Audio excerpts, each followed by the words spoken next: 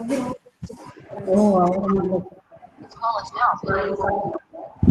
okay.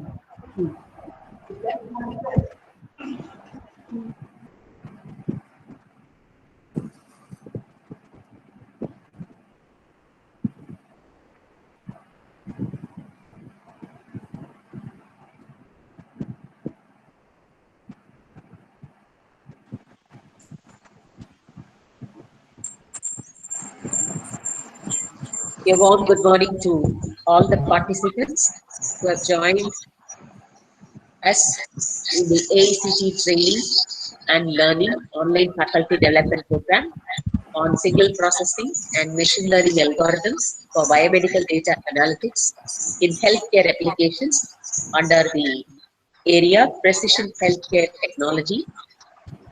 And this is organized by the Department of Electronics and Communication, Coimbatore Institute of Technology, Coimbatore, during September 21st to 25th, 2020.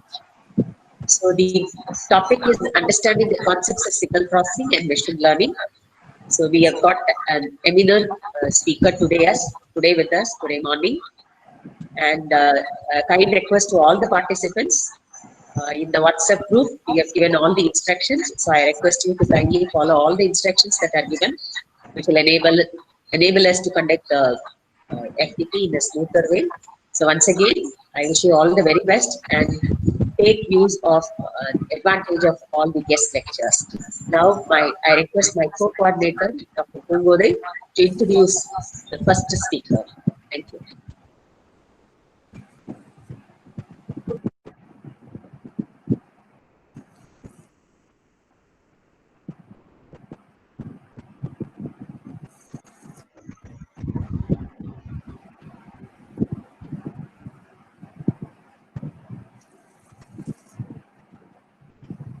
Good morning, one and all present here. On behalf of our department and my own behalf, I'm happy to welcome our speaker, Dr. U. Srinivasalu Reddy. I welcome you, sir. Thank you, madam. Now, I welcome you, sir. Thank you, madam. Thank you, madam. Okay. I would like to introduce our speaker, who is going to give a talk on understanding concepts of signal processing and machine learning.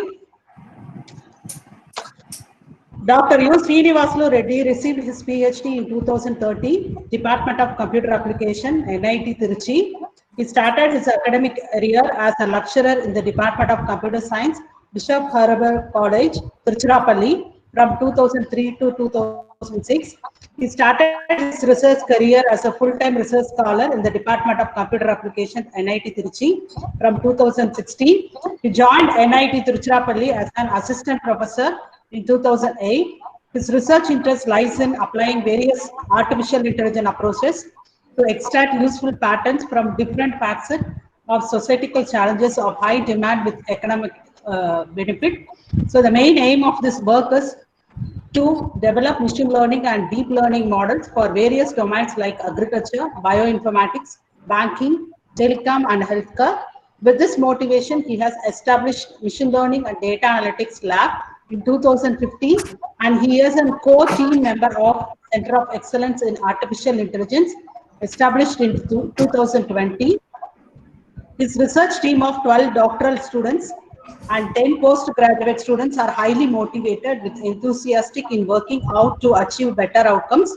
For his credit, he has produced 3 doctoral to date and 10 postgraduate students annually. He has published more than 48 journal articles and conferences and two book chapters. He received Best Researcher Award in 2018 and Best Performer Award in 2019 from NIT Tiruchi, 2 Best Paper Awards in national conferences. He received a full educational scholarship under residential care program from KNH Germany from schooling to masters. He received various research grants worth of 127 lakhs from various funding agencies such as Indian Space Research Organization, Novel Research Corps, Defense Research Organization, and Department of Science and Technology and Department of Electronics and Information Technology. He conducted many national workshops, conference, and training programs. Dr. Reddy has delivered more than 40 invited talks in national and international conferences workshops, and faculty development program. He is a life member of Computer Society of India, an annual member of ASUM, IEEE, and Analytical Society of India. Now I request Dr. U. Srinivasulu Reddy to start the session. Thank you, sir. Thank you, madam, for nice introduction. Thank you, sir. It is my honor and pleasure to be with you today morning to discuss on machine learning techniques for biomedical and healthcare applications. Okay. I hope you'll enjoy this session. I thank the organizers to invite me for this workshop. I request all the participants, if you have any doubts, you can ask me, or you can chat box, you can disturb me. So it is a introductory level, and first I'm going to introduce what is the machine learning technique, what is the origin of machine learning, then how this machine learning can be applied in a different biomedical and healthcare applications by taking some few examples. So I'll link how machine learning can be helpful in a healthcare and biomedical applications. My PPTs are visible, madam? PPT, madam? No, sir. You have to present the screen. Yeah, you share screen, madam.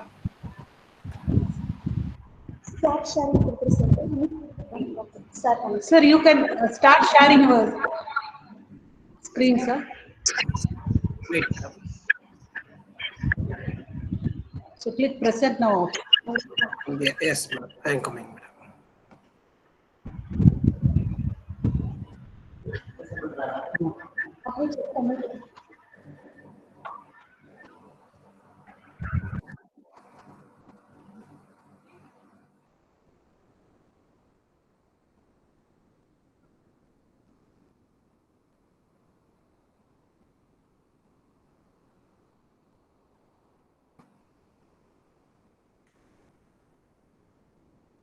One minute, madam.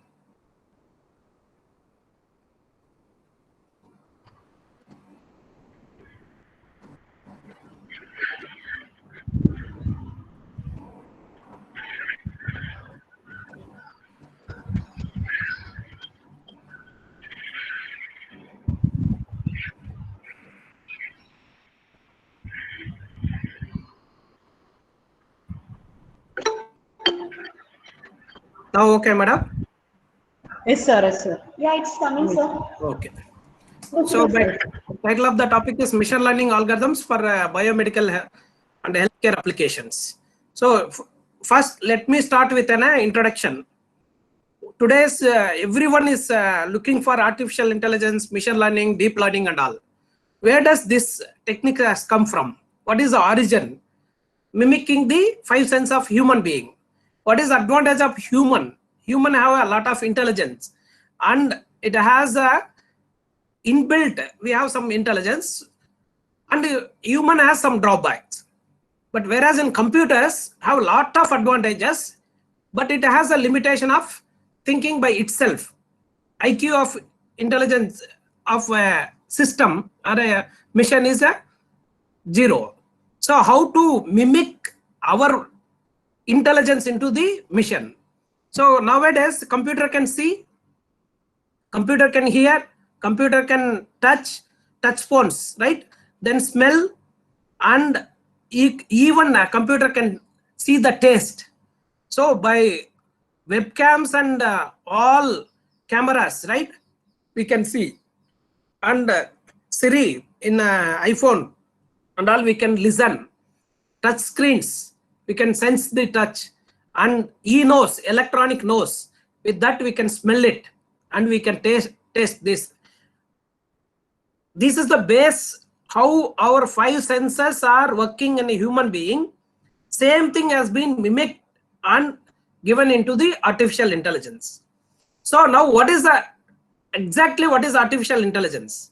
It is in a science of engineering making intelligent machines. How to make intelligent machines? How a human being become intelligent? when he has the capability of doing or solving novel problems and rational things and thinking and learning and ability to achieve, that person we call as an intelligent person. Now what we are doing now, same thing, why can't we adapt to the system? A machine can understand on its own and do the task, and ability to achieve all these things can be come into the artificial intelligence. So this artificial intelligence is the core or a set. Within that set we have a subset called as a machine learning. So artificial intelligence mainly deals with the engineering of making intelligent machines and program. A subset is a machine learning, ability to learn without being explicitly programmed. And what is the deep learning? It is a sub branch of machine learning. Nowadays, everyone is looking for the deep learning approaches to solve the biological problems and medical problems and healthcare problems. We have vast applications in a healthcare and medical domain and biomedical engineering. Everyone is looking for these deep learning approaches nowadays. What is the new in it? Why we are going to these techniques? What is the technique, or what are all the logic behind it? Work our problems are a physician or medical practitioners, how their work can be simplified by using these techniques. Nowadays, everyone using AI and machine learning, deep learning in everyday life. By morning, if you get up, then we'll get a reminders. How the system is generating the reminders? Behind it, machine learning and deep learning is working on it. How the Google, this one, Google map showing the path, because of this machine learning and deep learning only. So this is the important techniques now in every field, not only in medical. You go to aerospace, you go to economics, you take some library science, any field you take it, agriculture. So these techniques are very much useful. Now, so this artificial intelligence has divided into 3 branches. One is intelligence based approach, other one is a learning based approach, and old one is an expert based approach. That is the first approach in a machine learning. What is an expert based system?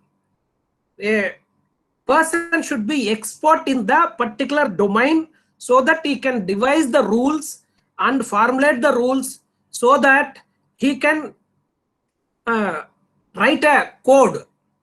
So what will happen in a real scenario, in a real world, all problems are not static. All problems are not certain. All problems are not the precise.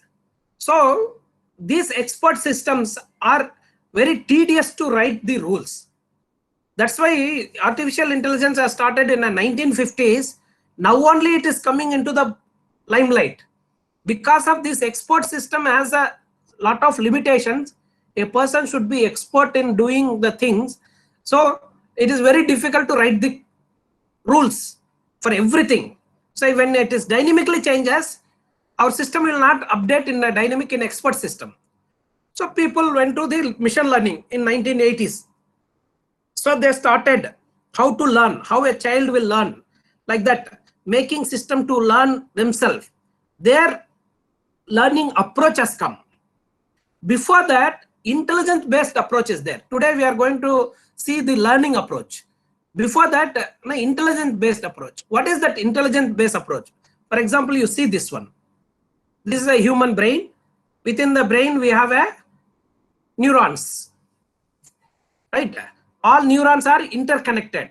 So based on this intelligence, how neurons are exchanging the information and functioning, people developed one intelligent approach is called artificial neural network. It is one of the intelligent technique. So this is a artificial intelligence. Then the sub branch is computational intelligence, where these techniques we can be discussed. So here is a genetic algorithm. Based on the evolutionary theory, people are mimic the Darwin theory, how the gene, when you stretch the chromosome, you will get the DNA. A segment of DNA which has the ability to produce the protein, that is called, we call as gene. That is the entity here in a genetic algorithm. Right? In ANN, a basic entity is a neuron. Here in a genetic algorithm, basic entity is the gene. So how gene mutation, reproduction, all that crossover, everything, based on that, they developed a one intelligent approach. This approach is also called as a soft computing techniques. This approach is also called as a bio-inspired algorithms. This approach is also called as a nature computing techniques, a computational intelligence techniques. This has a lot of applications. So another technique is based on the bird and fishes. People developed an algorithm called a particle swarm optimization. So here swarm is nothing but a group. In computational intelligence, swarm intelligence is the sub branch of the computational intelligence. So there here two important techniques are there. One is anti-colony optimization and other one is a particle swarm optimization. These are the basic techniques and very powerful techniques. Lot of NP hard, NP complete problems are able to solve by using these two techniques. So many versions has been came into the literature. So particle swarm optimization works based on by nature, bird flying and fish schooling. The two scientists, one is from computer science, other one is behavioral sciences. Both combined and developed this algorithm, particle swarm optimization. It works based on this very simple formula, very simple formula, but gives good results. We have to update the velocity, the distance travel from origin, from the starting place to next place. So when initial state, all their velocities are 0. When you move, the distance they are calculating by using some formula. There they are having a local best and global best. So keep on updating that local best and global best, and we'll get the new velocity. If you add that new velocity to the initial position, we'll get the new position. So only one formula. With that, it has giving excellent results in many fields. And other one is an ant colony optimization. It is also, see, it always finds the shortest path, and we can see in childhood days how ants will go and we stretch that one, and always it will take shortest path. Who taught the ant to take shortest path? Who gave that intelligence to the ant? Who gave that bird to go in this direction? Who told you, or who is regulating our genes to do this process, heredity? Who told you to connect all the networks? Where this intelligence has come? So that's where people or scientists are mimicked this intelligence and developed these computational intelligence techniques. So last one in a powerful technique is a fuzzy logic and fuzzy systems. Our human brain always be fuzzy, but in real world problems, 90% of our problems are uncertain, ambiguous, and it is not a precise things. So how to deal this with? These can be dealt with the fuzzy systems and fuzzy logic. These are the 5 important techniques in intelligent based approaches. So now I told machine learning is a sub branch of artificial intelligence. So artificial intelligence has divided into 3 branches. One is an expert systems. Second one is an intelligence based approach. Third one is an learning based approach. So expert system has a drawbacks. Then they moved into intelligence based approach. Now people are moving into the learning based approach.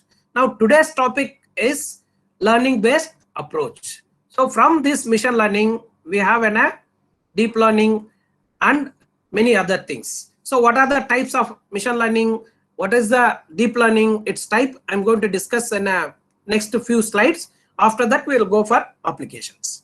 So what is actually learning? So far you are able to follow, madam? Are you here? Any doubts so far?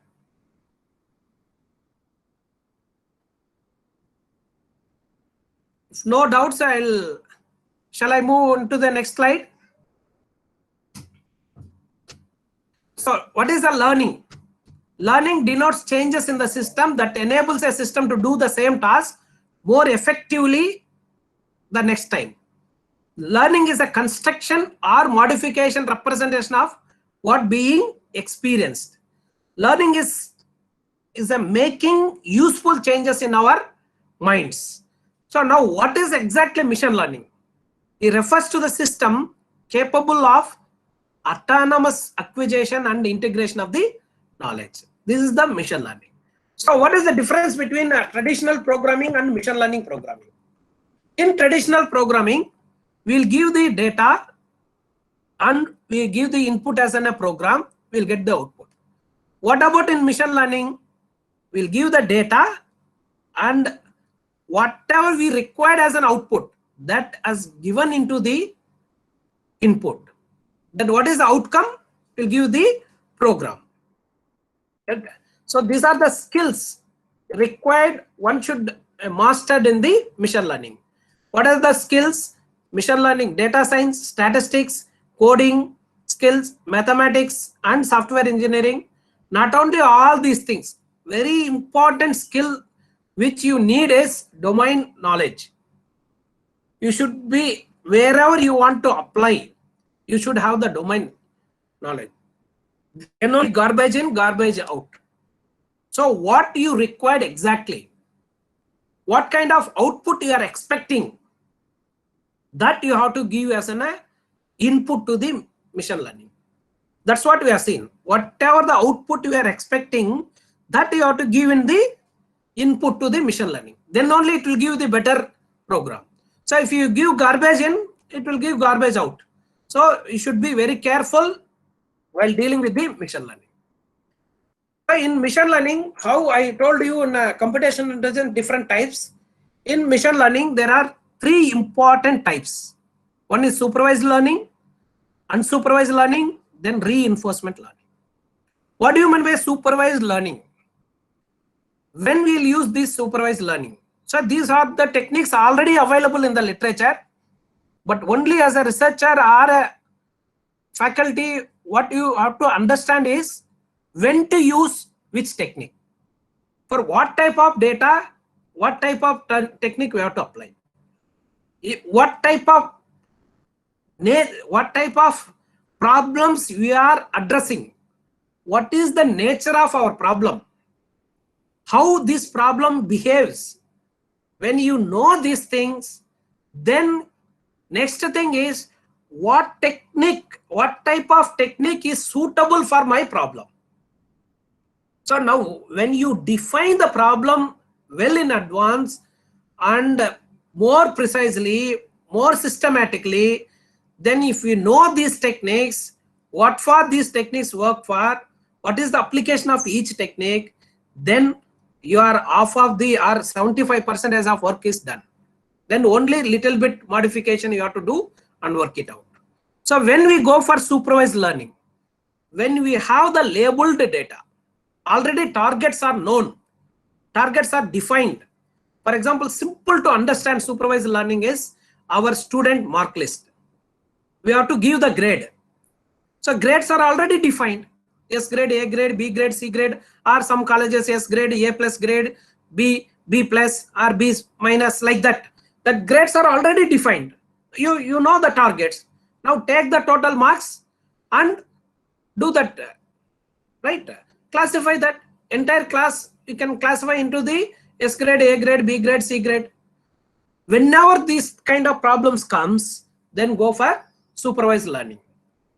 Whenever, if you don't know the target variable, or if you don't know the labeled data, if you don't have, then you go for unsupervised learning. There will not be any supervision. So for example, in a marks, if above 90 comes, you have defined already Labels are defined. So keep that that person in S grade. Below that, you give him a grade, like that. But here in unsupervised learning, we don't know what is the labels. So that time you have to group them. Right?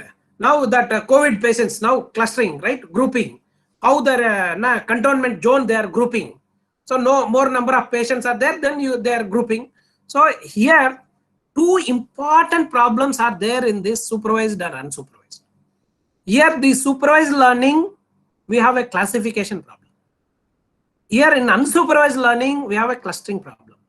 These two are very important problems. These two are not the techniques. Classification and clusters are not the techniques. Classification and clusterings are the problems. What is a classification problem, sir? We want to classify our data in such a way that classification error should be minimum. Right? That means two distinct classes we should get. It should not have the overlapping classes. So overlapping things. So there, when do you say it is a good classifier? When we have a minimal classification error. Again, this problem or optimization problem. This problem we can call as an optimization problem. So what are the applications for this? Identifying a fraud detection, image classification, customer retention, diagnostics, like that. So many problems are there in this classification. So many techniques are there in the classification. So SVM is the one classifier, random forest is the one classifier, AdaBoost is the one classifier, sir, and next naive based classifier, decision tree, all these are the regression line, logistic regression is the one classifier. These are all the different classifiers are there. So which type of data we have to use which type of classifier? That is very important. So after knowing the techniques, we have to know when to use for what type of data, right? Then you come here as a clustering, is a grouping. But this clustering, we have to group them. How will you group them? How you are separating and classifying? For that we use different metrics, classification metrics, right? So confusion matrix we will use, then true positive, true negative in the confusion matrix, then we calculate the F ratio, that and all. That metrics will be used to calculate and validate the classification error. Here, how do we group them? Based on the similarity measures. These similarity measures are the metrics for the clustering techniques. There are n number of similarity measures. One is an simple similarity measure is distance, Euclidean distance, Manhattan distance, cosine similarity, all these things. So when we say good cluster, the intra-cluster distance should be maximum and inter-cluster distance should be minimum. Then only the clustering is a good clustering.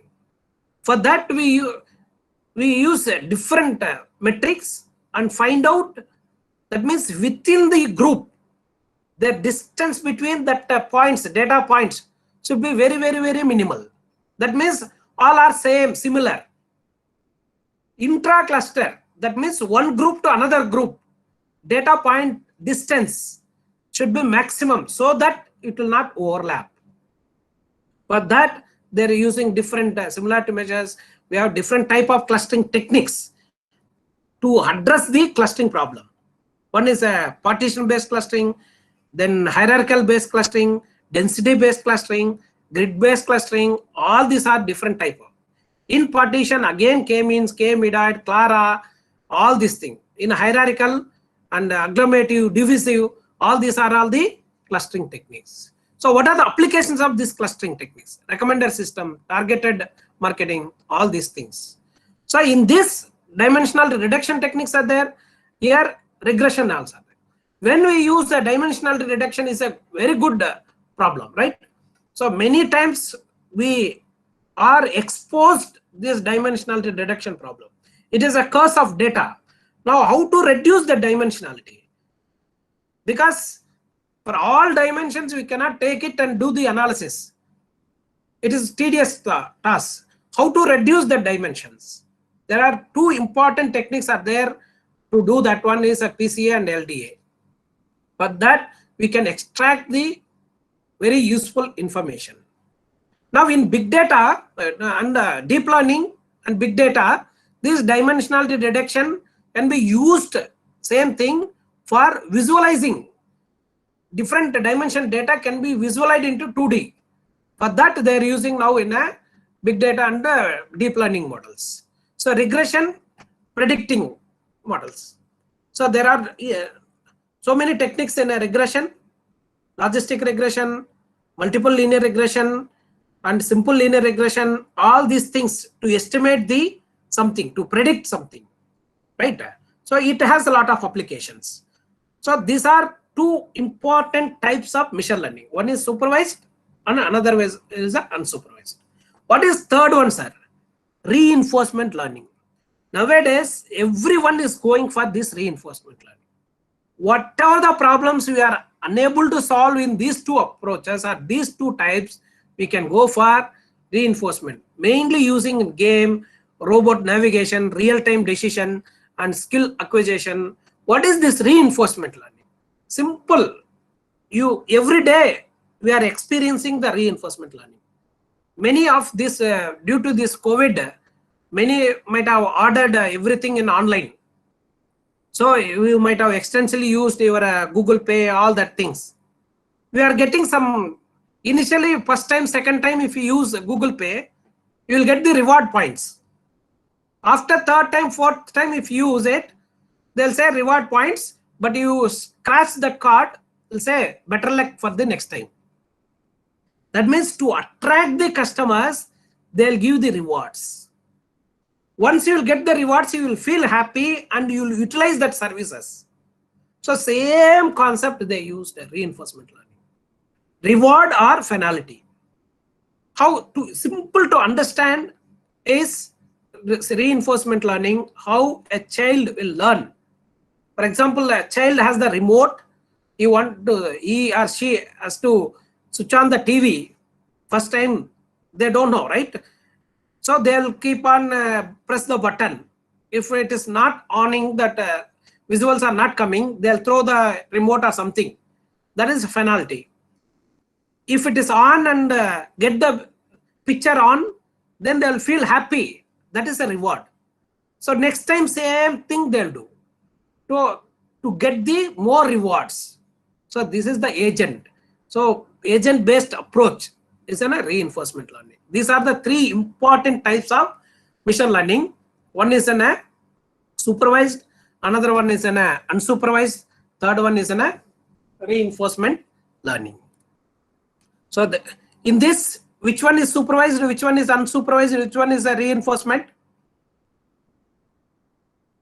Any chat box, you can give the answer. Which one is supervised, which one is unsupervised, which one is reinforcement?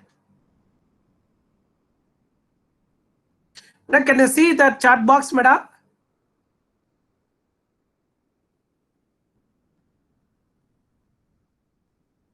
Hello? Sir, they are posted in the chat box, sir. Chat box, how to see, madam? Wait, madam.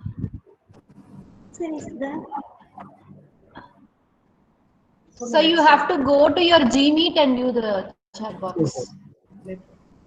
Not here, madam. Sir, your Gmeet. Gmeet, sir. Google Meet tab. Yes, madam.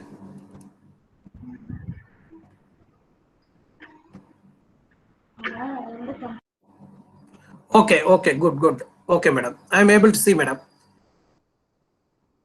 Okay, sir. I'll continue.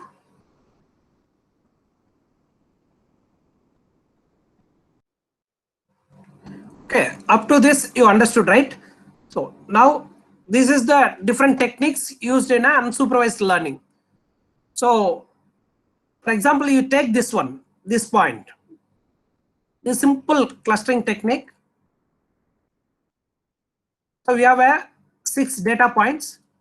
These two are, we have to randomly choose. This is a simple k-means clustering algorithm. So how k means is mean point. So for this data, Sir? yes, madam. Sir, one participant is requested to explain the topic again, sir. Nitya. Request from Nitya, please. Sir, Previous slide, sir. previous slide. Previous slide. Sir, can you explain Yes. these things? Which one? These three slides, madam? Nitya, madam. Which? Ma'am, Nitya, Madam. ma'am, Yes, you can tell, ma'am. Sir, can you explain me shortly what are the 3 different things, sir? Measure supervised, unsupervised, and reinforcement. Okay, madam. Not elaborately, somewhat shortly, sir. Sorry to ask you, sir. No problem, madam. No problem. So these are 3 types of machine learning. One is supervised learning, another one is unsupervised reinforcement. Supervised, when we go for supervised learning, means when we know the class labels clearly. For example, we know what is the targets. For example, the example I gave here is a student mark list. S grade, A grade, B grade, targets already defined. Then you can go supervised learning. For example, cancer, malignant or benign, right? So we know the targets, either fall in this or not. So that where you can use the supervised learning when you clearly define, right? If target variables are not known, then you go for unsupervised learning. So we have to group them. Based on the grouping, we can define this is the type, right? So it comes in these are all come in one group. These are all comes in one group. So when initially the student joining in the college, each one is one group. After 1 week, they form some groups. How they form in the group? Based on the taste, similar likings, or similar place where they came from, or some same school. So based on that similarity only there. After 1 semester, another group. So only few groups are retained from first year to final year. So that is the based on the similarity. If you group it, that is a clustering. So reinforcement learning works based on the reward or finality. That way these 3 things are working. Clear, madam? Now come to this here clustering technique. So we have a data points. We have to choose the initial mean, which are randomly chosen. So now I have to find out the distance between, based on the similarity, we have to find out the distance between from this point to all these 6.5 points and this point to all these 5 points. So whichever comes closer, then we have to put that minimum distance, whether it is from cluster 1 or cluster 2. Here I am making only 2 clusters. That means 2 groups. That k is the number of groups. When we know the k size well in advance, we go for k means partition based clustering. That Excuse me, sir. The presentation is not visible, sir. Wait, madam. Now, madam. No, sir.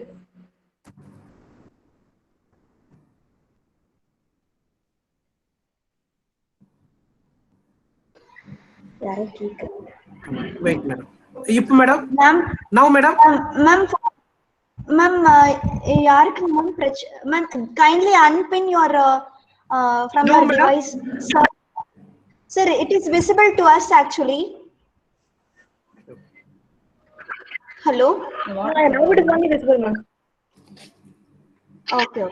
Yeah, okay, thank you. okay. Now, okay, madam. Yes, sir.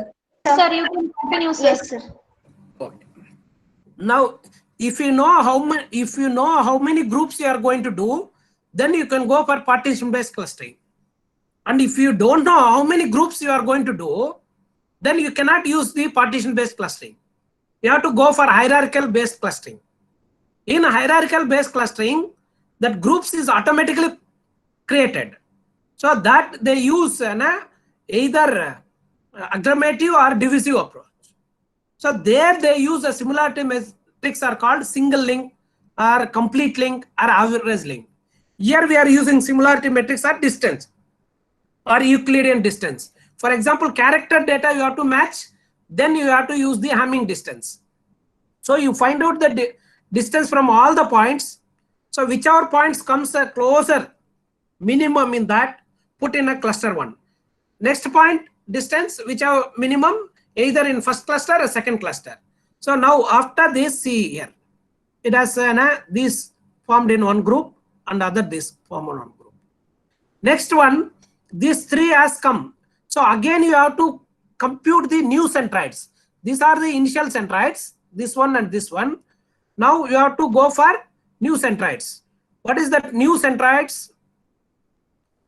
Here we have found out the new centroids. For example, you take here. This is the random centroids. These are the data points. Now all these are one group, another group. Now initially points are here, centroids. Now after this, how many points are here? 1, 2, 3, 4. How many points are here? 1, 2, 3, 4, 5, 6. Now you have to calculate the new centroids based on these points. How do you calculate?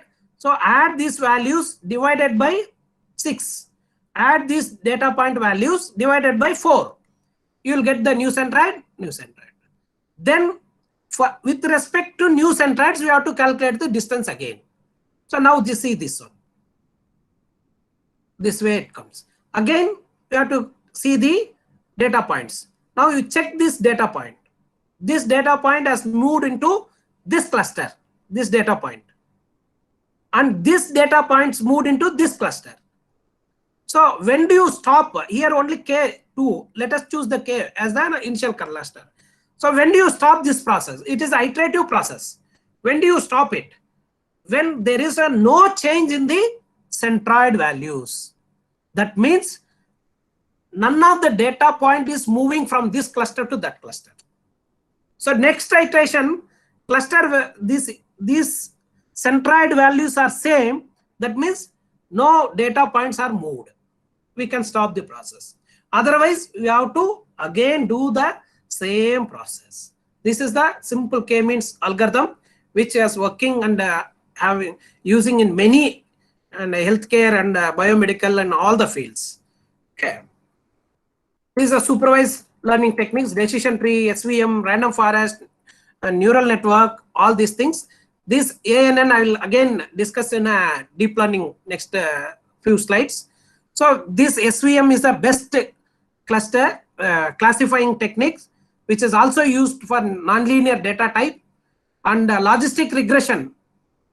When we have an independent dependent variables, so in a logistic regression, dependent variable y as of the categorical type, then we can go for logistic regression.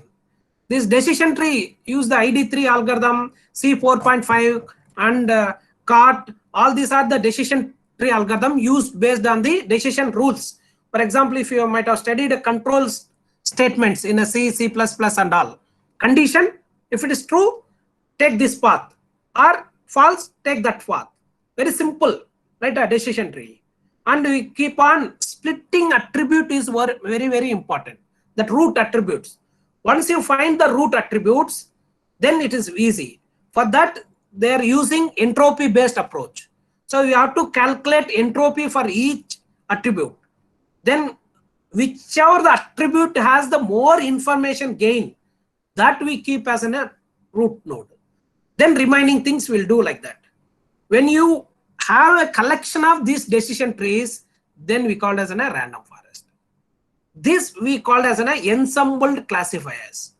So far we have seen, introduced machine learning. Their types are supervised, unsupervised, reinforcement. Now new term is ensembled classifier. What is an ensembled classifier? Combination of these classifiers, 1 or 2 classifiers. So now decision tree is the one classifier, base classifier. You combine the 2 or 3 decision trees, then it will become a random forest. Then boosting, ADA boosting. All these are ensembled classifiers. That means we can work combined 2 or more bags. That is called bagging. Boosting and voting algorithm they use, majority vote, whatever comes, that they will utilize. That is the supervised learning. Now come to the reinforcement learning. So it has the 6 steps, very simple to understand. Observe, select action using policy, action. Here water is there, fire is there. Here agent, a child, like that. If it touches the fire, we will get a penalty. Touches the water, we will get the reward. So next time he touches the fire, he will feel hot. So he will not move to that because already got a penalty. So it is a bad experience. Next time it will avoid, so that the learning thing will be updated. Update the policy by learning step. So iterate until we'll get the optimal policies found. So in many places, now I have seen a lot of literature, they are using deep reinforcement learning in many places. Recently, I wrote a proposal for liquid rackets, ISRO. There also for engine to control, liquid racket engine to control, they have steady state, then start in the steady running state, then stop state.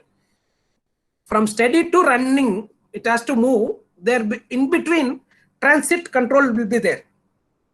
So if you do that transit controls perfect, then it will easily move to the running state. So there it is difficult to human to intervene. There we proposed the reinforcement based learning for transit control in a liquid rocket engine in aircraft, that in a ISRO rocket engine. There we proposed one proposal last week. So that is the power of this reinforcement learning. Many places. So far these are some of the types of machine learning.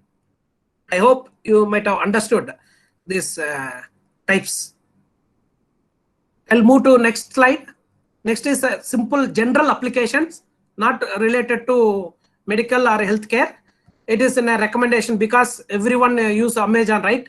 For recommending the books or recommending the products in Amazon, machine learning they are using. All collaborative clustering, filtering, nearest neighborhood clustering algorithms they are using. For this, machine learning identify the faces and expressions. For example, in a Facebook, faces are detected, right? So how they are doing like that? And Instagram, all that things. So by using machine learning algorithms only, decision trees and AdaBoost, for identifying the vocal patterns and the signals, right? Face expressions, all these things they use a probabilistic support vector, all these things machine learning. For credit card fraud detection or click-through patterns for advertising. So if I browse any website, automatically some related things will pop up. In a YouTube, if you watch any video, similar things will pop up. Who are doing all these things? Machine learning only. Support vector machine, rule mining, or many more, right? So these are all some of the applications. Can we classify this one? Can we classify what it is?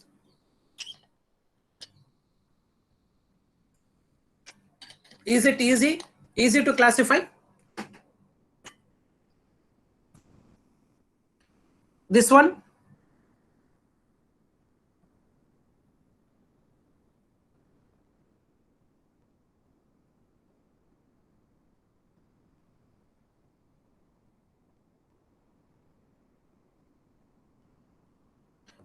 What about this one? What about this one? The first one is like a puppy or eagle, and this round ball or apple. This one?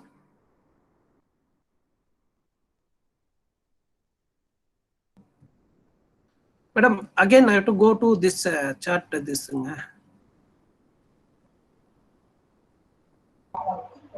Yes, sir, but nobody has pinned in the chat, sir. Okay, madam. Okay, madam. I'll go to Sir, if you want, I will assist you. No problem, sir. Okay, madam. Okay, madam. So, now my slides are visible, madam? Yes, sir, it is visible. Okay. So far we have seen different things, right? So it is very difficult to classify by using machine learning algorithms. because of its nature. So look this one. It has a lot of features in it to classify. So for that, we need to go deeper into these features. So for that reason, the people have developed one more algorithm.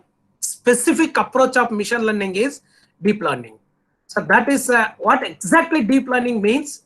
A neural network, already ANN we have seen, with several layers, nodes between input and output. In normal neural network, we have an input layer and output layer. In between, we have an hidden layer. Now what the people are doing, they are increasing number of hidden layers into deeper, making to understand and extract the useful information from the data. In machine learning, the process is first we have to data pre-processing we have to do. There, after doing pre-processing, one more important technique in a machine learning is to extracting the features. Is very, very important. Based on the extracted features only, your algorithm will be trained. After training, we'll get the test. Once it is completely work well, then we'll use it. So for training purpose, we have to extract the features in a machine learning. But extract of the features are very difficult. When we have seen the previous images, how do we extract all the features of the cat or dog or muffin or that apple or parrot? Very difficult, right? So it is a tedious with the traditional machine learning algorithm. It is very difficult to handle it. That's why people are going for deep learning. In deep learning, we need not extract the features. Right? The mission, that algorithm itself do the extraction part, feature extraction. Then it will classify. In machine learning, we have to do feature extraction separately. Then you can go for classifiers. Right? In deep learning, not like that. Series of layers between input and output do the feature identification and processing in the series of stages, just as our brain seems to be. So let's see this one. Why this deep learning is so popular nowadays? Our traditional missions are very difficult to handle, use data. But thanks for massive parallelism GPU, graphical processing units, because of that NVIDIA graphical processing unit, this deep learning came into limelight. So see that human neurons, 10 to the power of 11 neuron. Here GPU, how many operations will do? 8 into 10 to the power of 12 operations per second. Right? So because of that huge computational power is available in nowadays, with the help of that NVIDIA and GPU cards, now everyone is moving into deep learning. So, but the multi-layer neural network has been there for 25 years. What is actually new? That learning rate is very new in it. See this one. Why GPU matters in deep learning? In normal, these things and GPU based, running without GPU, running with GPU. So 734 seconds with GPU 27 seconds.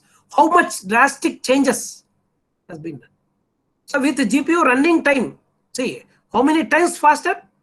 27.1 times faster than the running without GPU. So again, every set of weights can be stored as in a matrix form. GPU are made to do common parallel programs fast. So because so many cores are there, same task in parallel it work and do and combine and give. All similar calculations are done at the same time. They extremely boost the performance of parallel computation. Because of this, only deep learning are widely using into this. So that is we always have good algorithm for learning weights with one hidden layer. This is a simple machine learning. Now see this one. How many hidden layers? 1, 2, 3, 4. Not good learning at weights for the network with more hidden layers.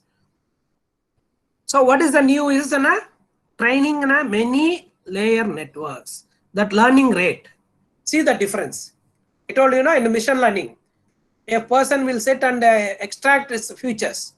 If he fail to extract important features, then this classification will not work properly. This also gives up wrong output. So, but in a deep learning, the feature extraction plus classification, both the algorithm itself, a technique itself, it learns. So, what are the motivation? Why it got motivated? Yes, deep architecture can be representatively efficient. Fewer computational units for the same function. Deep representation might allow for a hierarchy or representation. This one, you do the process non-local generation and comprehensively do the representation. Multiple levels of latent variables allow the combinatorial sharing of statistical strength. Deep architectures as well as for vision, audio, NLP, images, for all these things. The basic networks, when I told the machine learning, 3 techniques: supervised, unsupervised, reinforcement. When you come to the deep learning, we have a CNN, convolution neural network, and RNN, recurring neural network, then autoencoders, GAN, and deep neural networks. These are all the 3 important networks. One is the deep neural network, convolution neural network, recurring neural network. When we use a deep neural network, sir, provides the lift for classification and forecasting model. In machine learning, regression models we use for forecasting. Right? Here we use the deep CNN.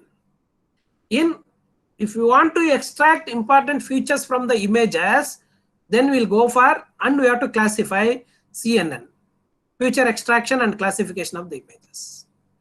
Then if you want to work on a sequence of events or language models, then you go for recurrent neural network. What is the beauty in these architectures? Already many architectures or models are pre-trained models are available in the net, in the literature. What is that pre-trained? Here see, in deep learning, feature extraction, this red bound, feature extraction or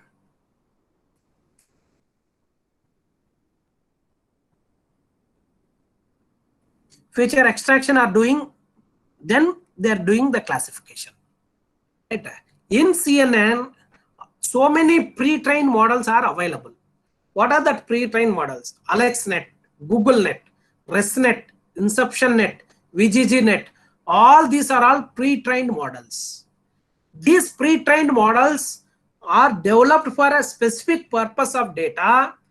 They are doing for their own purpose and got the good results. Now it is enough if you take that models and slight variation you can do or a hyperparameters tuning, then you can adapt to your data model or your problem. So these models are pre-trained models available in the CNN, AlexNet, GoogleNet, ResNet, InceptionNet or VGG16. In RNN, we have a pre-trained model called LSTM, long short-term memory, right? That all these models are also called as a transfer learning. It's a word called as a transfer learning. What do you mean by the transfer learning? When a student passed in a +1 or +2, want to join in the college, they'll give the transfer certificate, TC. Very simple to understand, human analogy. So what is the TC contains? So he is already completed +2, then you teach the BTech programming, okay, engineering or BSc or something. So you need not to teach again from the basic schooling, right? Because it's already completed. So it is enough you built on it. So above this one, if you teach them, it is enough. That the meaning of the transfer certificate. Here the transfer learning meaning is already they built the model. You need not to start from a scratch. It is enough if you change these upper layers. Upper layers, if you change, then your problem perfectly works. So that's where this transfer learning is very useful nowadays, because you need not to start from the scratch. You can take that one and tune your parameters and change the upper layers. Then it will work well for the problem. So that is the main thing in a deep learning. So transfer learning. So what is the difference, small differences between this one? Data requirement. Deep learning require large data. Machine learning certain. Accuracy, provide high accuracy. Timing, take a longer timing to train. So in every deep learning and machine learning models, there are two types of data. One is a training data, other one is a testing data. Once your model is built, then you have to train that model. So training is very, very important. Once you train that, what is the training data? Training data should contain the label values, but test data does not have the label values. So that you have to do. For training, it will take longer time, but testing is very easy. Right up. Initially, when you take the Google map and to show the destination, so sometimes in a few years back, 3 years back, 4 years back, we cannot get the correct route estimation, ETA, estimation time of arrival. Now, fraction of seconds it will accurately gives, because so many people vastly used that Google map that has been trained extensively. That's why it's giving. So practice makes man perfect. That is the simple mantra. So what is the difference between training and testing data? Whatever we teach the class and give the assignment is a training data. Exam is test data. Here hardware requires GPUs, here train on a CPUs. Hyperparameters tuning can be tuned various different ways, limited to the tuning parameters. These are some of the packages available in the deep learning. Some of the packages, right? In CAF and CAF2, then Keras, Torch, TensorFlow. All these are some of the packages available in Python, open source. We can have very good resources. Go to the Medium. One blog is there, Medium. There, all step by step. Or analyticalvidya.com. There also they given lot of things, so you can go through and can get the things much more clear. Okay, up to this clear, madam? Any doubts? It's clear. Then I'll take one example and explain. So this is the simple neural network. We have an input 1 and 2 unbiased. Then we have a different activation functions. So this is the combination of input and weights. We'll get the output. So based on this activation function also, output will varies.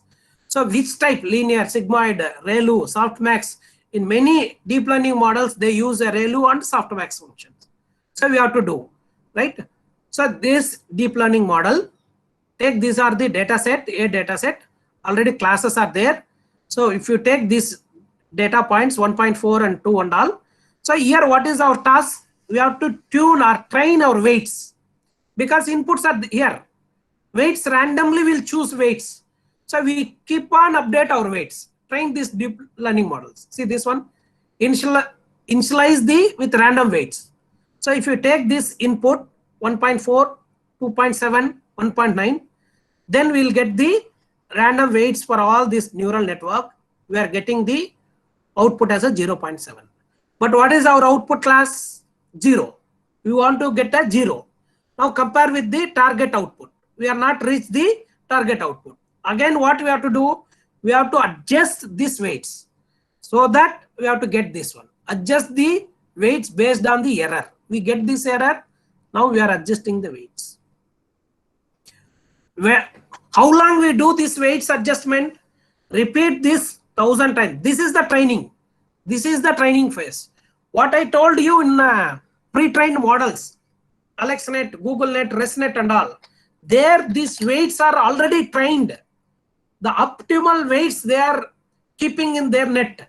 So utilize that weights. You need not to do this. See this one. Repeat this 1000, maybe millions of times. Each time taking random training instant and make the slight weight adjustment. Algorithms for weight adjustment are designed to make changes that will reduce the error. So our ultimate aim is to reduce this error. We have to get the correct output.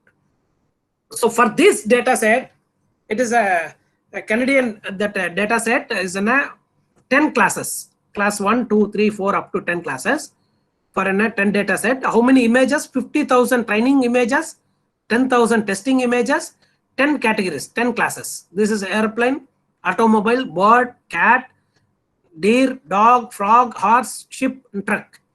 So with the human accuracies, 94%. K-means algorithm, only with 80%. But deep CNN is beating the human.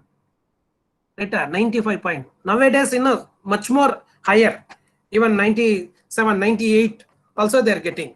There is a one old data set for a convolutional neural network.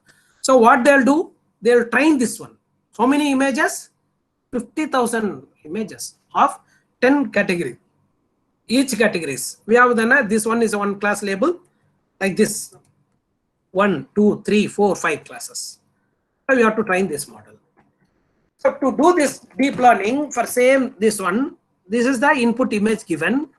First you have to make this word convolution. Convolution is nothing but a filters work on every part of the images.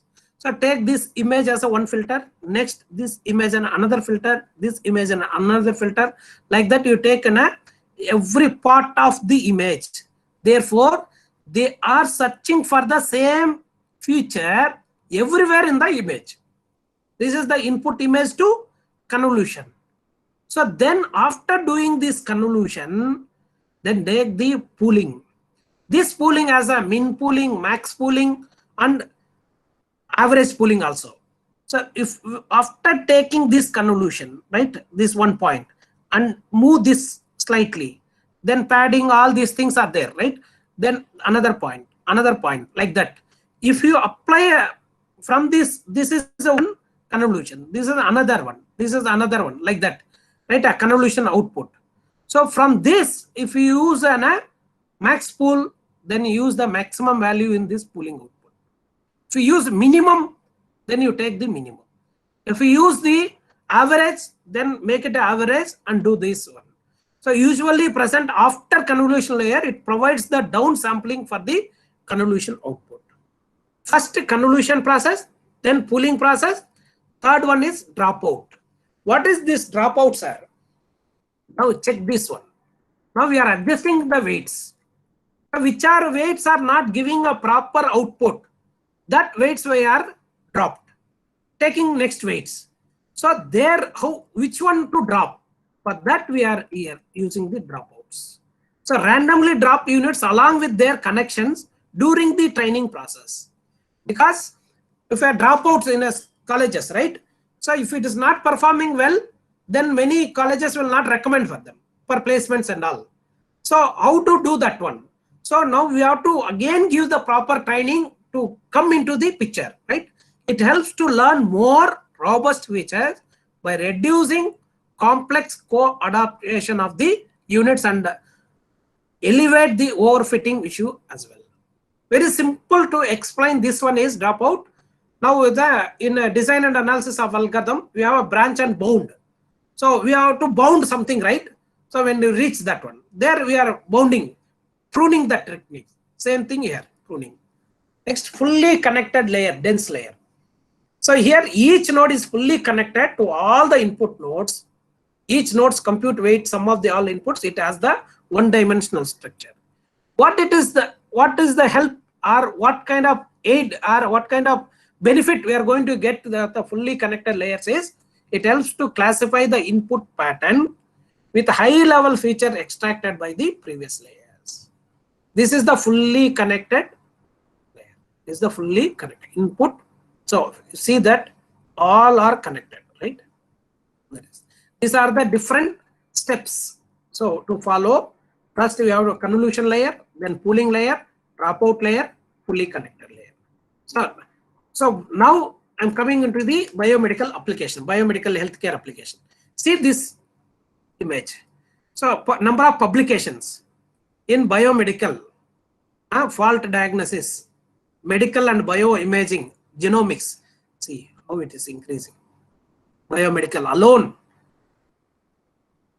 That's why now this type of workshops are conducted, FDP programs are conducted to encourage the youngsters, encourage the faculty to do the more research on these fields. So in a 1 day or 1.5 hours, we cannot explain everything. and we will only introduce the concepts. Then after knowing the concept, it is your duty to go into the Google and search it and identify your area of interest, what method it will fit into that. That way you can do it, right? See this biomedical imaging. So omics, bioimaging, biomedical imaging, brain and body main interfaces. So up to this omics, DNA, RNA, proteomics, genomics and proteomics, gene expression, all these things will work. In bioimaging, cell and tissue level, it will do. In medical imaging, X-ray, MRI, all these things, right? Here ECG and all. Where is the source for this data? Source of this data, right? So I'll come to source of data, then where is the source of this data? See, the human body is the source for medical imaging or medical devices or healthcare, right? So see, human brain, how much of data they are giving. For X-ray, how much data? For lungs, nowadays due to COVID, so every patient, if you go with some symptoms, then they will charge and do all these X-rays and all, right? So here, see the medical imaging, inpatient health monitoring system and examination and patient generated health data, laboratory results, all these are the big source for this deep learning and machine learning models. Smart healthcare devices, so the medical devices, right? Now so many smart devices have been developed for healthcare, right? It has giving vast data and we have to analyze that one. So this, what it gives, omics and bioinformatics. What is omics? Genomics and proteomics, that are the study of the DNA, RNA sequencing, protein interaction and structure prediction. Bioimaging, biological cell tissues by analyzing the histopathology images. Medical imaging, study of the human organs by analyzing the magnetic resources imaging.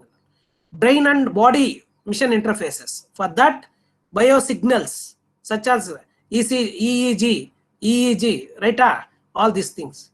And public and medical healthcare management, study the big medical data to develop and enhance public healthcare decision for a humanity well-being, right?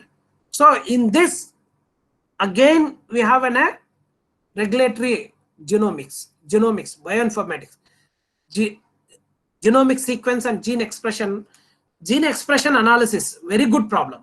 In bioinformatics, lot of problems are there, right? Sequence assembly, multiple sequence alignment, and gene regulatory networks, how that genes are regulated, how to identify the transcriptional factor binding sites in the regulatory of genome, and genomics, right? How the gene has been expressed, what elements, what are the binding factors, all this can be studied in this. Protein structure prediction, for each protein, what is the structure, what is the ligand, how to it bind, all that things can be studied in this, right? In here, bioimaging and medical imaging, all these are imaging, right? Image processing. We have another lecture, I think maybe tomorrow, day after tomorrow, those who are discussing with medical imaging alone, right? Then these are many important things. And medical informatics and public health, right? So these are small history that no need. So machine learning has demonstrated truly life impacting potential healthcare, particularly in the area of medical diagnosis. Today, machine learning is helping to streamline administrative process in hospitals, map and treat infectious diseases, and personalize medicinal treatments. Machine learning is simply making health smarter, right? In machine learning, machine is made of learn various parameters, including symptoms, behavior, biochemical and pathological variables, and among others. Machine learning facilitate high-end diagnostic sensitivity, specificity, and treatment, which help the specifically designed software, and the computer can develop effective learning. This is the benefit of artificial intelligence in clinical decision making, replacement human judgment in a certain functional areas of healthcare. Example, radiology. Now nano robots has developed, right? Up to date medical information from the journals, textbooks and all, experience in fresh clinicians, availability, expert 24/7, early diagnosis. These are some of the benefits of artificial intelligence in biomedical. Main aim is here, increase the patient safety and use cost saving. Wealth records, if you maintain properly, if you go to one hospital to another hospital, so if your records are there in the cloud, you can easily access from them. So here now in our Indian government and Indian hospitals, if you see one hospital, if you take the same report to other doctor, he will say, no, that hospital report will not be taken here. So you have to go new report. There we have to spend money.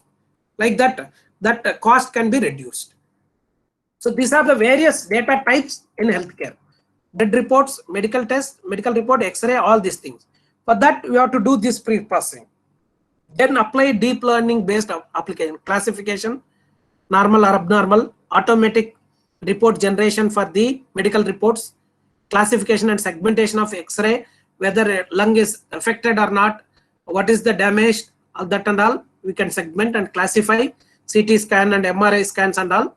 Even you can detect the objects and all, capturing the speech generated from the doctor's report, then ECG, EMM signals, classification normal and abnormal. See this difference. What is the difference between traditional approach and machine learning approach in a medical research? So in traditional, we have a data. We can simply define this hypothesis. Then we have a data. That data is a low dimensional structured data, whatever is available.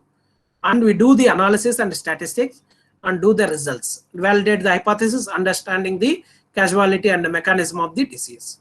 So here the data is structured and low dimension. When you come to here in a AI and machine learning big data, no hypothesis does not matter.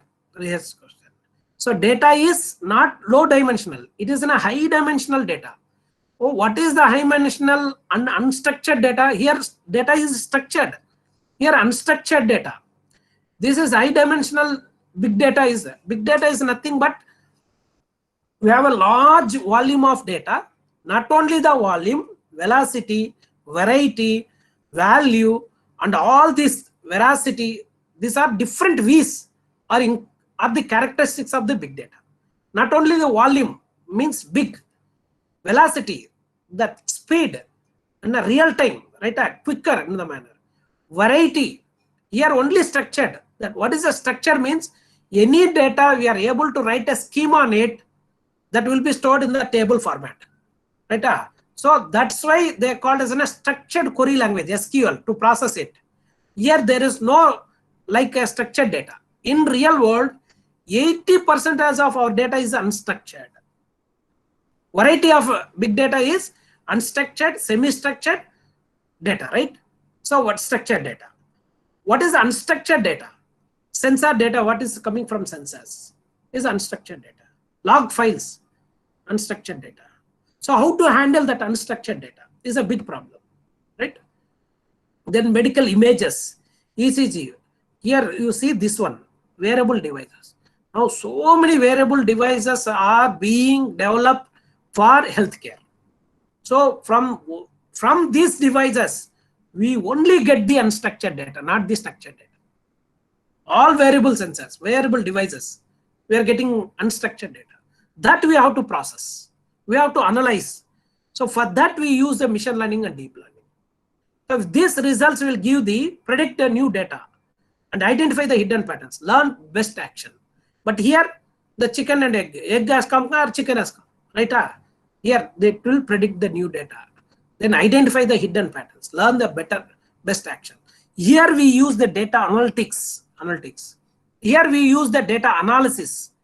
What is the main difference between data analysis and data analytics?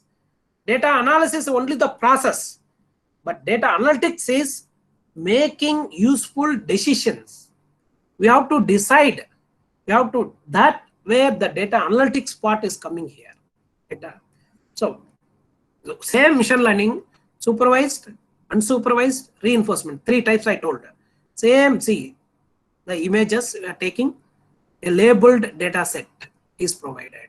Because I told you initially labeled data, target are known. labels are known. In unsupervised, no label data is provided to the output unknown. Right? Learning based on the pattern identification and recognition. Here we are grouping. Supervised, then groups. Here label data already given. So from that it will classify class 1 or class 2, class 3. Advanced stage, initial stage, stage 1, stage 2, stage 3, for example, cancer, right? So you can classify. Reinforcement learning, based on the trying error with a reward or punishment before the repetition. Algorithm trying to improve the outcome over time. Patient can be their medical history, whether the patient is responding to the medication. If it is yes, then the same drug can be chosen. Otherwise, we have to change the drug. If you have side effect, again you have to do the something. Right? If it is not side effect, then measure the outcome, apply the reward or penalty. Do the same process. Reinforcement learning. Now, take the one example of breast cancer detection. Many people are working it. Right? Is it a benign tumor or malignant tumor? Right? For that, these are the data set they taken 699 samples, 458 non-cancerous and 241 is malignant. Right? These are the attributes, 11 attributes they are taking the domain. Right? So what are the steps? 7 steps they are doing. First, dividing the data set into cross-fold validation, 70 to 30, because this the data is given. Now you have to train the data, entire data. Now what they are doing this is for training, this is for testing. Now you change the cross-fold validation is nothing but again next time you take another set of 70, another set of 30, same data. You can split so that every data point in the data set is being trained and tested.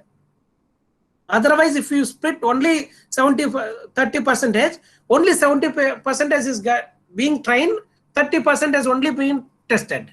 So next time it will not get the good results. So it is better to go for k-fold validation. That means every data point in our data set should be trained. Define the metrics, accuracy, precision, recall. Evaluate the model based on the F-score and precision recall. Create the neural network model. This is the neural network model they use, dense layer, batch layer, dropout. Here activation function they used is relay activation function. Then evaluate the output by quality through the ROC, AUC curves. So area under the curve and ROC. This graph is efficient, is measuring the area under the curve, and area 1 represent the perfect classifier, and area of 0.5 represent the worthless classifier. After this point, see, everything is coming into saturated. What is the meaning of it? For this instant, after you give any number of instance, this value will get saturated. It is enough this many samples taken into the consideration. Because we cannot test everything, right? So even if you test more than these samples or more than this number of instances, you will get the same results. So that is the where this ROC curves defines. Evaluate the output quality through the precision recall F measures. Then visualize these things. So I told you now in deep learning and big data and all, PCA used for visualizing, 2D visualization. In order to gain some visualization intuition about the data and algorithm decision boundaries, we will reduce the dimensionality. 9-dimension features to 2-dimension we can get easily. These are the simple 7 steps we can do. Same approach can be applied for different applications. So another skin cancer classification with a deep learning. If we have this video, you can, madam, we can cut, copy, paste and give in the chat box, madam, this video. This link. Link, okay, sir. Okay. Sir, not able to copy the link, sir. Ipo, madam, ipo na.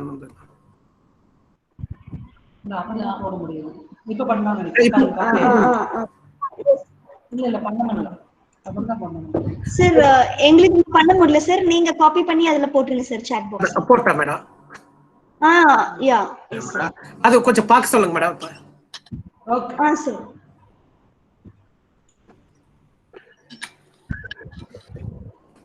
Madam இன்னும் எவ்வளவு நேரம் இருக்கு madam?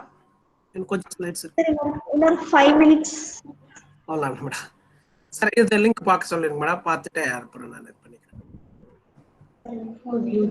Participants kindly view the link. Given in the chat box.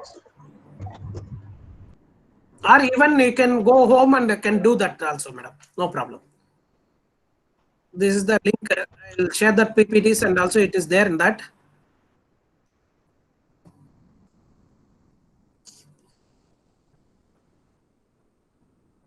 If finished, then you can tell me, madam.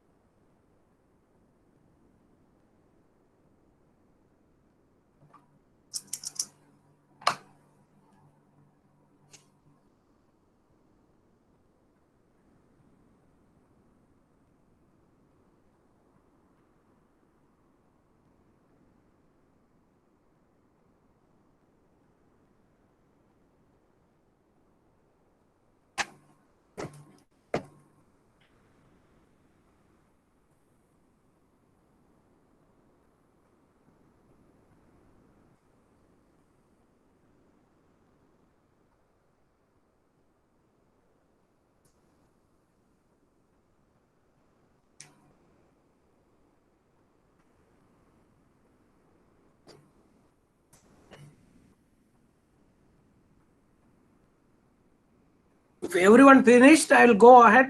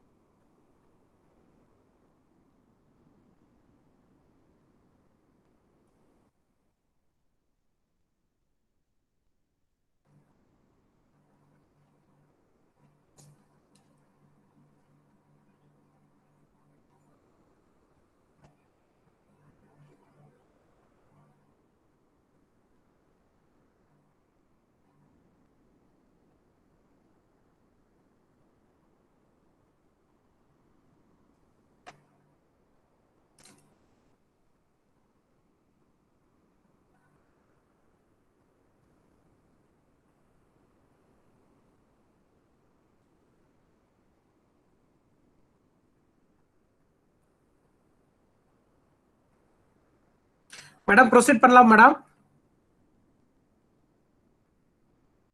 Yes, sir. Okay, madam. So this is the skin cancer classification using deep learning. This as taken in a Stanford University data set. The link also is given, how it will work and all. You can go through that and all. This data set has a limited number of images, so they are doing data augmentation and pre-processing and applying the deep learning models to detect which kind of classification it is. Because many people now working in a dermography, this skin-based cancer and all, right? So this is the network they constructed and explained in this video. Convolution layer, average pool, max pool, contact dropout, fully connected, softmax they used and did this process. Another work which we did is a simple machine learning algorithm for wart treatment selection method. So these are the different types of warts. To treat these warts, what is the best method? There are different methods to treatment methods for removal of warts. Among this, immunotherapy and cryotherapy is the best methods. So which one used to that? So our problem statement is implementing the machine learning approaches for the effective selection of wart treatment methods. These are the issues we covered. This is the proposed model, patient database. We have used a training test and testing set. We used this FRFS, feature-based selection, by using a fuzzy logic. Feature selectors by using fuzzy rough sets and fuzzy selection, right? Then we applied the machine learning and we get the results. So data set is available here. This is the fuzzy rough set based feature selection, we did it.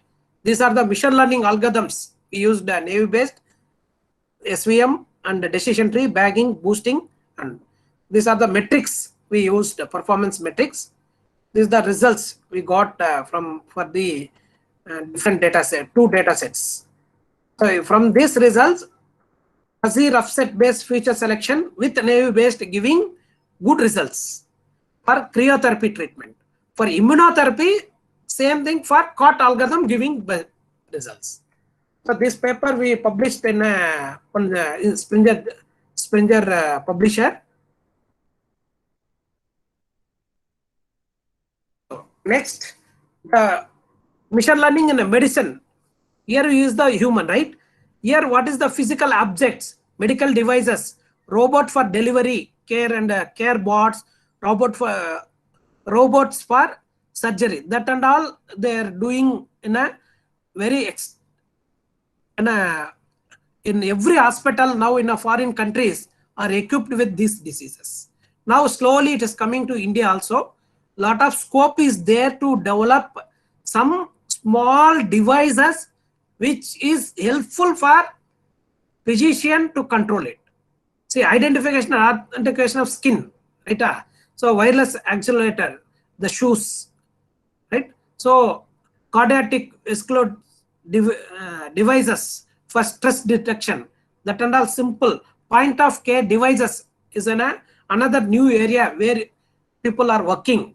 For this, for well-being of healthcare, they developed a different kind of equipments. And problem faced is no real-time data, critical care drug design, lack of smart care devices, inaccurate standard analytics. For that, research and device and care we can take and develop different devices for this to control the blood pressure, ECG signals, train and do the, even many apps are developed performing prediction, early detection. What it gives, it will send to the server cloud and do the data mining and take the decision processing. See here, smart healthcare. Now what a patient body network sensing transform by using Zigbee and all. We'll have the connector and cloud net. Then we'll do the analytics and visualizing, and doctor will diagnosis and give telemedicine, right? So same process will continue here. Here data acquisition, data concentration and storage. Then how do you process it, and we analyze and visualizing. This is the thing, right? Care bots, given here a link for care bots, use of robots for monetary effectiveness of the treatment for elderly patient, robotic surgery they're doing. All these things are fully available in the net, and many people are using now. The growth drivers for AI in healthcare. See this one diagram. So case from the collaborative hospitals. Then we have to use all clinical data, demographic information, contact information, diagnosis, severity, treatment. Then it will store in the server, cloud and all. Right? Even doctor is sitting here and regular checkup or weekly checkup. All this expert will give the results. Then it will pass to the send a notification to patient, confirm with the surgery or not. All these things is now, see, before pandemic, this COVID, we are all going to hospitals. Now, no, we are afraid to go hospital. Even go to the college, everything is online.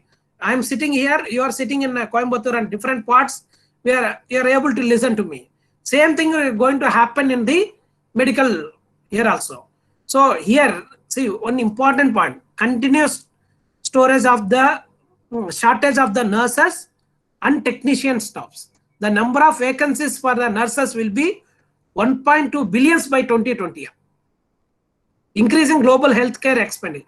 Now, see, AI will help the medical practitioner efficiently achieve their task with a minimal human intervention, and a critical factor in meeting increasing patient demand. Now, because it is an hour of need. Now, because of this COVID, many people are working on this biomedical and healthcare. So you have the opportunity to do this. So what we have to do for predict the glucose levels in blood. So this is the simple data collection, data pre-processing, and models they used LSTM and RNN, then predict and evaluate. So for the same thing, this is the data they are collected, this is the model they did, and visualizing these things. So new machine learning methods for image-based diagnosis of COVID-19. How they are doing? See this. Test X-rays images they are taking. Feature extraction using FRMEMS by multi-core CPUs. Then feature selection, optimizing, taking KNN classifier. Evaluate this one. Extract the features. COVID image. Yes, positive case. No means negative case. So this way, this is a very new paper recently came in 2000. Now after this COVID, right? June, published in June 26, 2020. Many papers are published in this one. What are the potential challenges in this? What is the development cost? Whatever the medical devices you are going to develop, it should be cost effective. Integration issues, ethical, reluctant among the medical practitioner to adopt the AI, fear of replacing humans. These are some of the challenges. Data privacy and security, mobile healthcare application and devices that use AI, lack of interoperability between AI solution, data exchange, need for continuous training for the data for clinical studies, intensive sharing of data, and further development of improvement of the system. All the parties in the healthcare system and physicians and pharmaceutical companies and patients how to greater incentives to compile and exchange the information. State and federal regulations, rapid and interactive process of software update commonly used, improve the existing product and services. These are some of the issues, challenges in AI when using in a biomedical or healthcare. In India, what is that main problems? Collaboration between medical and technical institutions. It is a big challenge. Stop working in a alone, because we as researchers we want to do everything on our own. It will not work out. So collaboration is very important. Remove firewall of clinical loads and hope of IPR, intellectual property rights. Government funding. See, in other countries for research and all, they are giving a lot of funds, but here intelligent and result orientation rather than the part IPAT, scientific mafia or scientific mafia, right? Then the lot of whatever the papers it is there in the papers only, not coming into the product level. Current status of medical records. Data needs to be captured in real time, not whatever the data we are taking, the after incident has happened. Real time data, real time analytics we are not doing. Should be promote the transformation of intelligent process. New scientific and clinical findings should be shared through the open source and aggregated. Now see, Python and all open source, now anyone can use. So now you have to develop a open source software. Integration and interoperability including ethical, legal, logistical concern are enormous. Simplification, readability and clinical utility of the data sets and electronic medical or health records are essential tools for personalized medicine and early detection and target the preventions. So these are all the some of the future things in Indian scenario. So I hope with this I came to an end. These are some of the application areas in medical by using machine learning: disease identification and diagnosis, drug discovery and manufacturing, medical imaging, personalized medicine treatment, smart healthcare records, and disease prediction. So take this problem, how they are using machine learning and deep learning, go deeper, take a literature survey, identify the gaps in that research, and you adapt your method and go ahead with the results. I think with this I will stop. If you have any questions, I'm happy to answer or clarify your doubts or anything. I hope you understood something. Thank you. Madam? Sir, tell me, sir. Now, Murchita, madam, yada queries sada dirana. Sir, there is a question from Sri Lalita, sir. Okay, madam. Please check your chat box. Sir, clustering possible with deep learning. Yes, madam. But pre-processing we have to do it, madam. In that slide, that cancer, skin cancer we did now, there they made it clustering itself. First pre-processed, then they are going, madam.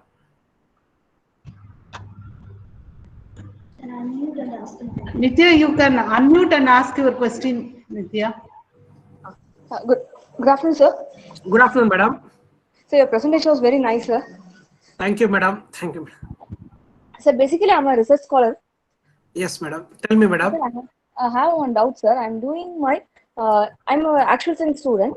I'm doing my research. For example, I'm creating an insurance policy for health insurance, only for health insurance person. And for example, sugar patient, blood pressure patient, every month they are purchasing their medicines. For Yes. that, I have forecasting anything. That's why I attend the healthcare like so. If this machine learning language is available helpful for that person, I don't know. Surely, madam. Yesterday, I watched one video. Okay, sir. It's a WhatsApp video for healthcare insurance claim only. Okay, When sir. when a person met with an accident, immediately Okay, came to him. It is in an abroad, right? Your car has been met with an accident. This is the damage happened. One drone has come and see the damage spot on it, and they claim this much has been eligible for you for this. Immediately, instantly they did it. Yesterday, I watched one video in WhatsApp. Even some few months back, Okay. one how machine learning, deep learning can be used in a healthcare insurance fraud detection. One article is there. Okay, How sir. because they are claiming something, right? Whether Yes, sir. this claim is true or false, fraudulent or genuine, right? How to Okay, class sir. for that and all you can use, madam. Very much useful. So the artificial machine learning intelligence is very useful for insurance companies, sir. How we have to create a model or how we have to do something for insurance company, sir? Have Insurance given any company, model? that company should give the requirement Okay. time when they claim that who was the insurer, they're Okay. met with an accident or something, they purchase some medicines or maybe some hospitalized and all, right? So Yes, for sir. patients, that insurance company has to give the benefit. For that, for that insurance company, you have to verify all the records for Okay, which sir. type of diseases frequently meeting. That's why they're telling insurance company, if you go to Star Health Insurance or something, Yes, existing sir. diseases are not covered. Yeah. This type of diseases are not covered. How they came to conclusion it? So they might have studied the data. Okay, these are the diseases widely using. So for that we are not insure like that. So in that way we can do the modeling, madam. Okay. Thank you, sir. Okay, madam. You take the problem, what Okay. insurance company wants it. So Okay, you sir. specify that problem, then you can go for which type of machine learning, deep learning useful for that. Yeah. Okay. Thank you, sir. Okay, madam. Thank you, madam. Any other questions, madam? Any other questions?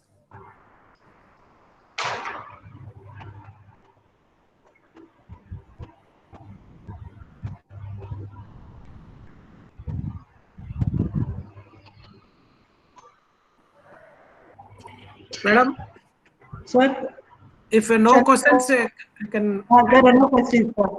Okay, madam. We'll wind. Oh, shall we wind up, sir?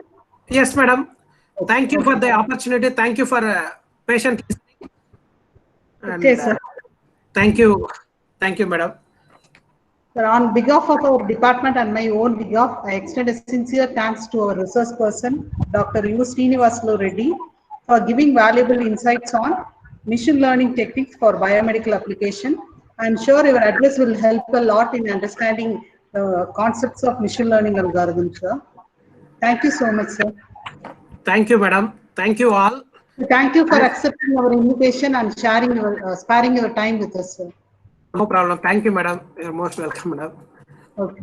Kind attention to the participants. The next session will start at 3:30 p.m. So thank you, sir. Thank you, madam. Thank you, sir. Thank you all the participants, and I hope you'll enjoy that session. It may give some useful insights. So be attentive and take active part in remaining sessions also. So once again, I'll thank all the organizers for arranging this kind of programs to help the research scholars and other faculties to in a real time problems where healthcare and medical devices. And, thank you once again. Thank you, sir.